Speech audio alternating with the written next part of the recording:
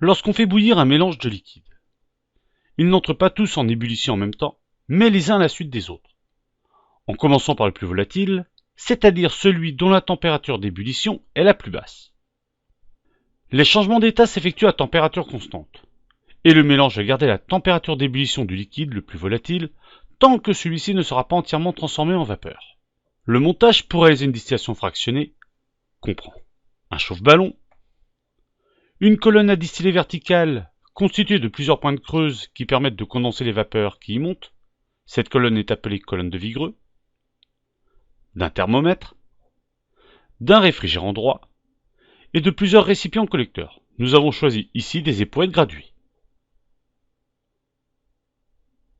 Ensuite, on verse le mélange de deux liquides ayant des températures d'ébullition différentes dans le ballon. On a choisi dans cette vidéo un mélange éthanol-pentane.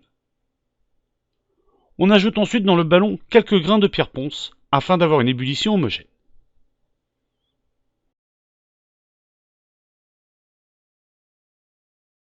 Ensuite, on ouvre le robinet afin que de l'eau froide circule dans le réfrigérant. On chauffe ensuite le mélange réactionnel jusqu'à ébullition. Cette ébullition correspond à la vaporisation du composé le plus volatile, ici le pentane. Malgré tout, une partie du liquide moins volatile, l'éthanol, est entraînée par les vapeurs de pentane. Grâce à la colonne de Vigreux, la vapeur devient de plus en plus pure en composé le plus volatile, donc en pentane, au fur et à mesure qu'elle s'élève dans la colonne. En haut de la colonne de Vigreux, le thermomètre indique une température de 35 degrés, ce qui correspond environ à la température d'ébullition du pentane. Le thermomètre indique la température d'ébullition de l'espèce chimique qui est en train de se vaporiser. La température reste constante pendant tout le passage du pentane. On a un palier de température.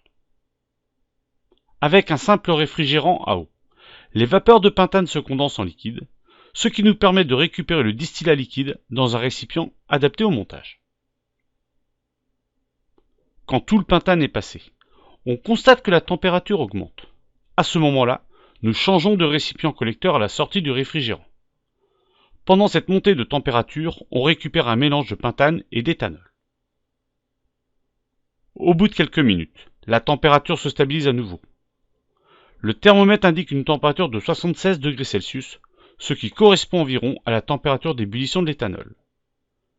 La température reste constante pendant tout le passage de l'éthanol. On a un nouveau palier de température. Quand la température est bien stabilisée, on change de récipient collecteur afin de ne récupérer que de l'éthanol.